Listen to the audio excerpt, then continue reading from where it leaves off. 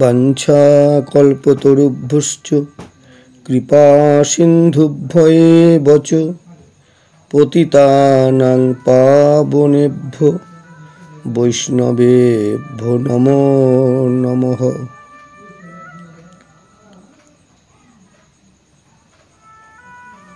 গ্রন্থপাঠ চ্যানেলে আপনাদের সবাইকে সুস্বাগতম। আজ আমরা ঠাকুর নরোত্তমের জীবনী নিয়ে আস্বাদন করব। যে গ্রন্থ থেকে আস্বাদন করব সেই গ্রন্থটি হালিশহর শ্রী চৈতন্য ডোবা থেকে প্রকাশিত হয়েছিল। শ্রী শ্রী প্রার্থনা ও প্রেমভক্তি চন্দ্রিকা শ্রীল নরোত্তম দাস ঠাকুর বিরচিত। এই গ্রন্থে প্রকাশকের নিবেদন এবং ঠাকুর নরোত্তমের জীবনী সংক্ষিপ্তভাবে দেওয়া আছে। আজকে আমরা এই গ্রন্থ থেকেই ঠাকুর নরোত্তমের জীবনীটুকুনি আস্বাদন করব। পাঠে ভুল ভ্রান্তি ত্রুটি বিচ্যুতি আপনারা নিজ গুণে ক্ষমা করে দেবেন। আপনারা সবাই ইতিমধ্যে অবগত হয়েছেন, গ্রন্থপাঠ চ্যানেলের একটিমাত্র উদ্দেশ্য প্রাচীন গ্রন্থ থেকে আস্বাদন করা এবং আস্বাদন করানো। শ্রী শ্রী প্রার্থনা ও শ্রী প্রেমভক্তি চন্দ্রিকা গ্রন্থটি প্রকাশ করেছেন শ্রীল কিশোরীদাস বাবাজি মহারাজ, শ্রী চৈতন্য ডোবা, হালিশহর। শ্রীকৃষ্ণ চৈতন্য মহাপ্রভুর গুরুধাম শ্রীপাঠ, ঈশ্বরপুরীর শ্রীপাঠ। আসুন আমরা প্রার্থনা এবং প্রেমভক্তি চন্দ্রিকা গ্রন্থখানি থেকে ঠাকুর নরোত্তমের জীবনী আমরা আস্বাদন করছি। শ্রী শ্রী নিত্যানন্দ প্রকাশ মূর্তি শ্রী নরোত্তম দাস ঠাকুর মহাশয়ের জীবনী। কলিযুগ পাবন অবতার শ্রী গৌরসুন্দর তাহার প্রেমলীলা সম্বরণের সঙ্গে সঙ্গে দ্বিতীয় প্রকাশরূপে যে তিন শক্তির উদ্ভব হইয়াছিল, ঠাকুর নরোত্তম তাহাদের মধ্যে একজন। যাহারা বৃন্দাবন হইতে গোস্বামী গ্রন্থ গৌড় দেশে আনিয়া গৌরাঙ্গের প্রেমলীলা বৈচিত্র্য আপামর জনমানসে উদয় করিয়াছিলেন, ঠাকুর নরোত্তম তাহাদের একজন।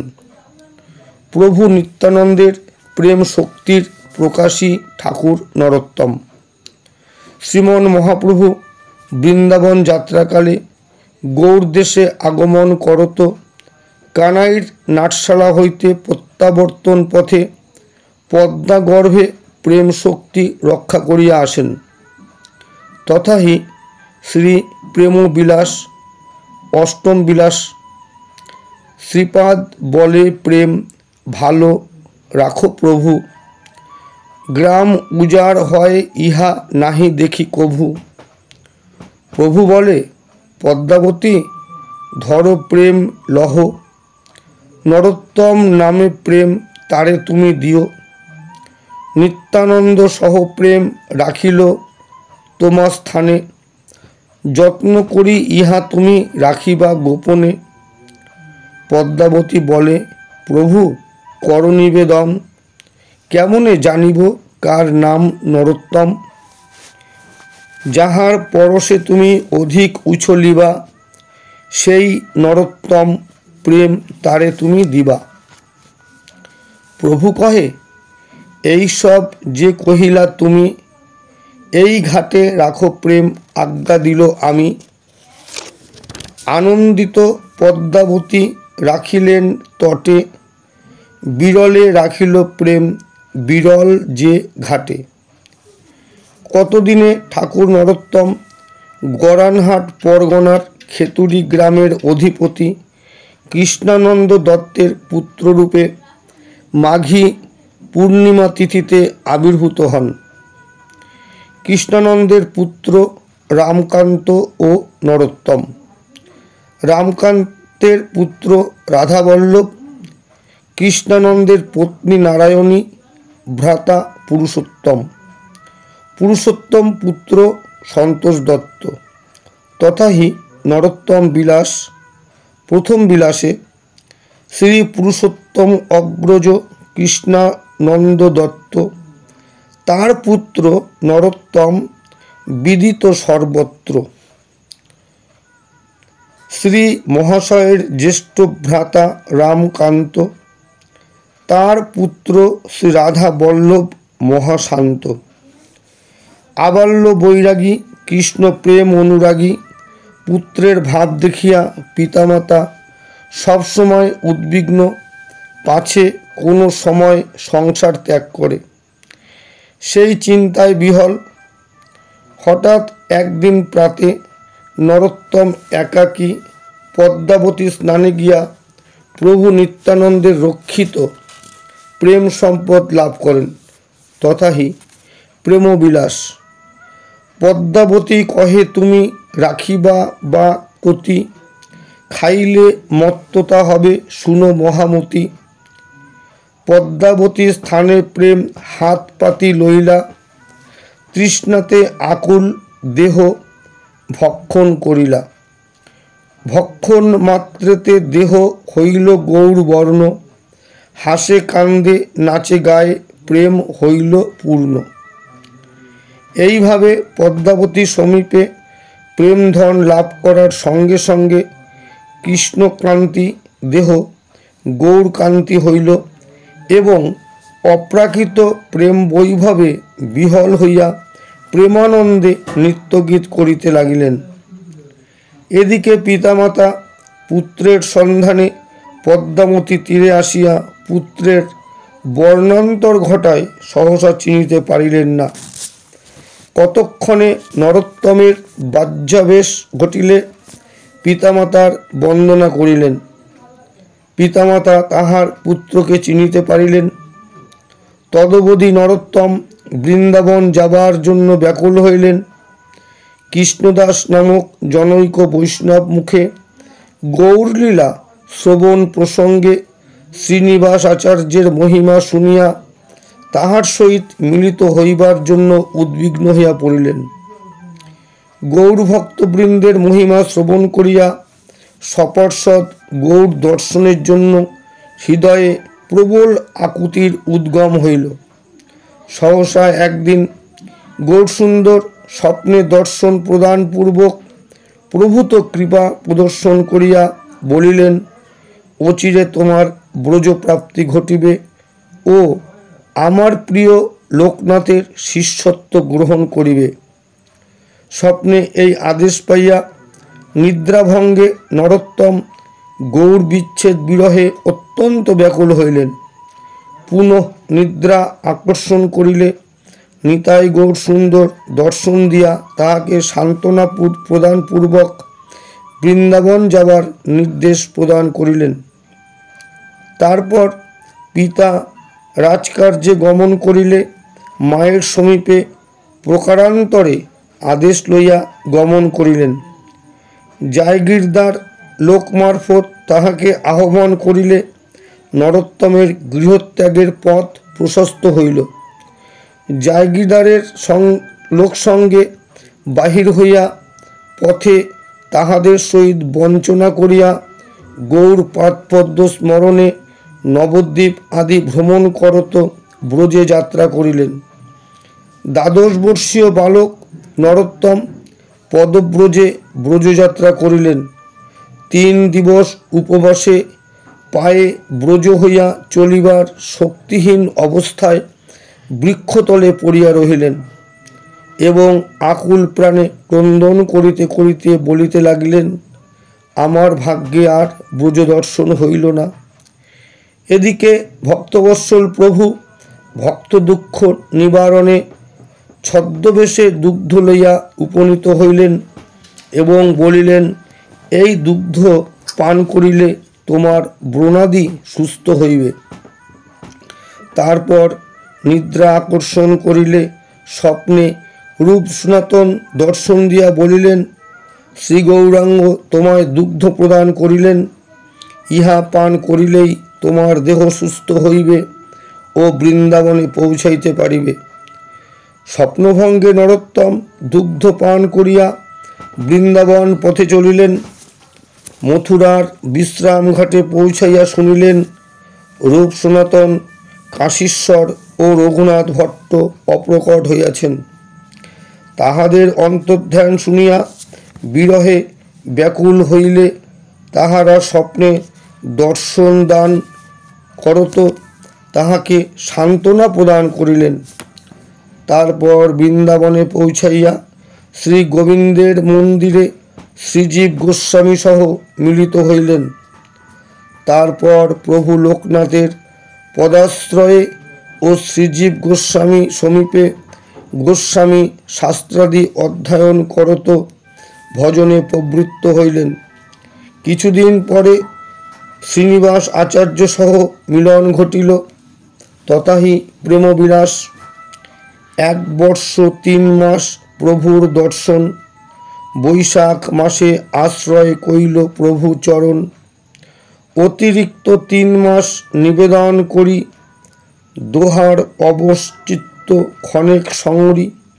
শ্রাবণের শুক্লপক্ষে পঞ্চমীর দিনে গোসাই নিকটে কুঞ্জেতে দোহার মিলনে।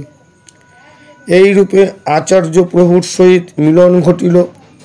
কতকাল বৃন্দাবনে রহিয়া শ্রী গুরু সেবা ও গৌরগোবিন্দের লীলারস মাধুর্যের রসে বিভোর হইলেন।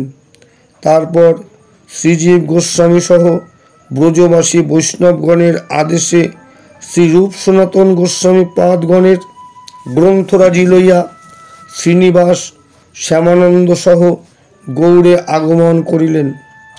বিষ্ণুপুরে গ্রন্থ চুরি হইলে শ্যামানন্দ সহ খেতড়িতে পৌঁছিলেন। কতদিন খেতড়িতে অবস্থান করিয়া নীলাচল গৌরমণ্ডল ভ্রমণ করত স্বপ্নাদেশে প্রিয়াসহ 6 মূর্তি নির্মাণ করাইয়া স্থাপন করেন। 5 পাড়ার বিপ্রদাসের ধান্য গোলা হইতে অপ্রাকৃতভাবে শ্রী গৌর বিষ্ণুপ্রিয়া শ্রীমূর্তি প্রাপ্ত হন।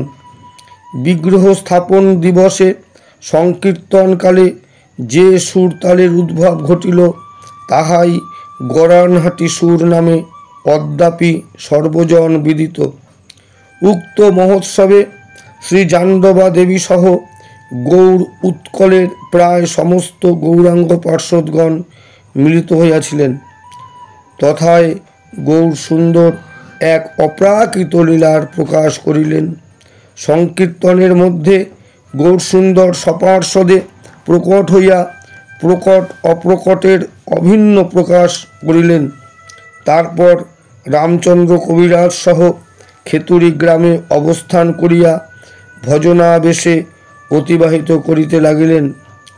চাঁদরায় প্রভৃতি প্রভূত দস্যু আদিকে উদ্ধার করিয়া পূর্ববঙ্গবাসীকে নামে প্রেমে বিভোর করিলেন। রামচন্দ্র কবিরাজ সহ অভিন্নভাবে যে লীলারসের প্রকাশ করিয়াছেন তাহা বর্ণনাতীত।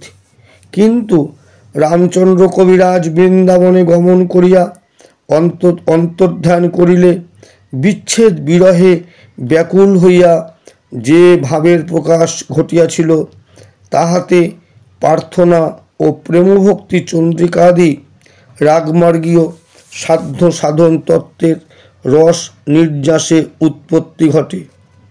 তথাহি পদকল্পতরু। শ্রী আচার্য শ্রীনিবাস আছিনু তাহার দাস, কথা শুনি জুড়াইত প্রাণ।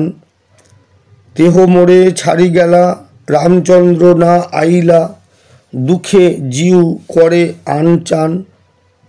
যে মোর মনের ব্যথা, কাহারে কহিব কথা, এছাড় জীবন নাহি আস। অন্ন জল বিষ খাই, মরিয়া নাহিক যাই, ধিক ধিক নরোত্তম দাস। প্রার্থনা ও প্রেমভক্তি চন্দ্রিকার মধ্যে রামচন্দ্র ও নরোত্তমের অভিন্নতা ও শুদ্ধ রাগমার্গীয় সাধকগণের সাধনের পথ নির্দেশ রহিয়াছে। ঠাকুর নরোত্তমের রচনাবলী বিষয়ে বল্লভ দাসের বর্ণন যথা: নরে নরোত্তম ধন্য, গ্রন্থকার অগ্রগণ্য, অগণ্য পুণ্যের একাধার, সাধনে সাধক শ্রেষ্ঠ, দয়াতে অতি গরিষ্ঠ, ইষ্টপ্রতি ভক্তি চমৎকার। চন্দ্রিকা পঞ্চম সার, তিন মণি সারাৎসার, গুরু শিষ্য সংবাদ পটল। ত্রিভুবনে অনুপাম, প্রার্থনা গ্রন্থের নাম, হাট পত্তন মধুর কেবল। রচিলা অসংখ্য পদ, হইয়া ভাবে গদগদ, কবিত্বের সম্পদ সেসব। যেবা শুনে যেবা পড়ে, যেবা তা গান করে, সেই জানে পদের গৌরব। সদা সাধু মুখে শুনি, শ্রীচৈতন্য নাম পুনি, নরোত্তম রূপে জনমিলা। নরোত্তম গুণাধার, বল্লভে করহ পার, জলেতে ভাসাও পুনশিলা। চন্দ্রিকা পঞ্চম অর্থাৎ প্রেমভক্তি চন্দ্রিকা, সিদ্ধ প্রেমভক্তি চন্দ্রিকা, সাধ্য প্রেম চন্দ্রিকা, সাধন ভক্তি চন্দ্রিকা, চমৎকার চন্দ্রিকা। তিন মণি অর্থাৎ সূর্যমণি, চন্দ্রমণি, প্রেমভক্তি চিন্তামণি, গুরু শিষ্য সংবাদ উপাসনা পটল। এইভাবে কতকাল অতিবাহিত করিয়া শ্রীপাঠ খেতড়ি হইতে গাম্ভীরায় গমন করত গঙ্গা স্নানকালে অন্তর্ধান করেন। এতদ বিষয়ে শ্রী নরোত্তম বিলাসের বর্ণন: বুধুরি হইতে শীঘ্র চলিলা গাম্ভীলে, গঙ্গা স্নান করিয়া বসিলা গঙ্গা কূলে। আজ্ঞা কইলা রামকৃষ্ণ গঙ্গা নারায়ণে, মোর অঙ্গ মার্জন করহ দুই জনে। দোহা কিবা মার্জন করিব পরশিতে, দুগ্ধ প্রায় মিশাইলা গঙ্গার জলেতে। দেখিতে দেখিতে শীঘ্র হইল অন্তর্ধান, অত্যন্ত দুর্গেয় ইহা বুঝিব কি আন। অকস্মাৎ গঙ্গার তরঙ্গ উথলিল, দেখিয়া লোকের মহাবিস্ময় হইল। শ্রী মহাশয়ের ঐছে দেখি সঙ্গোপন, বরিশে কুসুম স্বর্গে রহি দেবগণ। এইভাবে প্রভু নিত্যানন্দের প্রকাশ মূর্তি ঠাকুর নরোত্তম আবির্ভূত হইয়া নামে প্রেমে জগৎ ধন্য করত অন্তর্ধান করেন। তাহার মহিমা রাজি প্রেমবিলাস, শ্রী নরোত্তম বিলাস ও ভক্তি রত্নাকর আদি গ্রন্থে বিশেষভাবে বর্ণিত রহিয়াছে।